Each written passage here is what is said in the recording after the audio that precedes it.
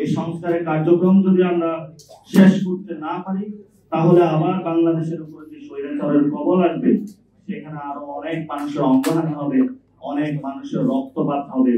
24-এর যে গণ অভ্যুত্থান, এটা সাধারণ নাগরিকদের অংশগ্রহণে হয়েছিল। এই গণ অভ্যুত্থান যারা অংশগ্রহণ করেছিল তারা ছিল নিতান্তই শ্রমিক, মজুর, আলেম, নারী, হিন্দু। রাজনৈতিক দল, পক্ষ, গোষ্ঠী আমাদেরকে আবার পরাভূত করতে চায়, তাহলে আমরা 5 তারিখের রিএনেক্টমেন্টে ফিরে যাব, জুলাইয়ের রিএনেক্টমেন্টে ফিরে যাব। কারণ আমাদের এখন 18 কোটি মানুষের জীবন আছে। এই জীবনের বিনিময় হলো মর্যাদার প্রশ্নে। আমরা কোনো দেশ, দল, পক্ষ, গোষ্ঠীর সাথে কখনো আপোষ করব না। এবং এই মর্যাদার লড়াইয়ে বাংলাদেশ যতদিন জীবিত থাকবে, এদেশের মানুষ যতদিন থাকবে, ততদিন তারা লড়ে যাবে। আর এই তাদের মুখপাত্র হিসাবে আগামীর ভবিষ্যৎ বাংলাদেশের জাতীয় নাগরিক পার্টিগুলো কাজ করে যাবে। আমরা যখন পার্টি গঠন করেছিলাম, আমরা একটি শব্দ খুব চিন্তা করে সিটিজেন আকারে হাজির করেছিলাম।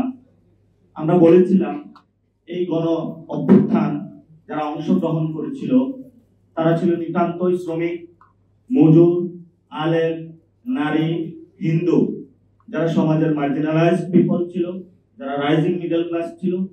তাদেরকে একীভূত করে একটি শক্তিশালী রাষ্ট্র কিভাবে গঠন করা যায়, সেই নাগরিক গঠনের প্রক্রিয়াতে আমরা এবার দেখেছিলাম 90 যেটা হয়েছিল, রাজনৈতিক দলের নেতৃত্বে গণ অভ্যুত্থান হয়েছিল।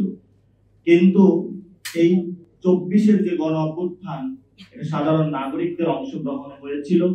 রাজনৈতিক দল অনেকেই অংশগ্রহণে ভয় পেয়েছিল, পিছপা হয়েছিল, এবং এই গণ অভ্যুত্থানের জনসাধারণের যে আস্থা এবং ভরসার জায়গায়, সেটা ছাত্ররা জয় করে নিয়েছিল। ছাত্রদের সারিতে অংশগ্রহণ করেছিল এদেশের আলেম সমাজ, তরুণ সমাজ, নারীরা, যাদের স্ফুলিঙ্গ স্লোগানে শেখ হাসিনা স্বৈরাচার বাংলাদেশ থেকে পালিয়ে গিয়েছিল।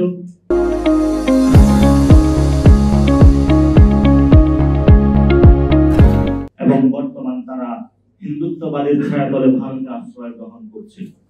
আমরা অন্তর্বর্তী সরকারকে আবেদন জানাবো, যে কোনো মূল্যে হাসিনা এবং খুনি ফ্যাসিস্ট রিজিমের অংশ যারা বাংলাদেশে বিরাজমান করছে এবং বিদেশে তারা বিভিন্ন হিন্দুত্ববাদ এবং বিভিন্ন গোষ্ঠীর আশ্রয় প্রশ্রয়ে তারা দিন যাপন করছে, তাদেরকে ধরে আনে দ্রুত গতিতে বিচারের কাঠগড়ায় দাঁড় করাতে হবে। সেই ক্ষেত্রে আমরা ভারত সরকারকে অনুরোধ জানাবো, ফ্যাসিস্ট খুনি যারা আমাদের ভাইদেরকে হত্যা করেছে, ভারতীয় জনগণকে আহ্বান জানাবো, খুনিদের আপনারা জায়গা দিবেন না, খুনিদেরকে বাংলাদেশের হাতে তুলে দেন।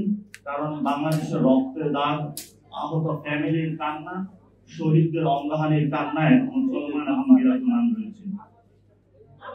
দ্বিতীয়ত একটি বিষয় বলবো, আমরা কোন ডেমোক্রেসির মাধ্যমে বাংলাদেশে আর কোন অটোক্রেটিক গভর্নমেন্ট দেখতে চাই না।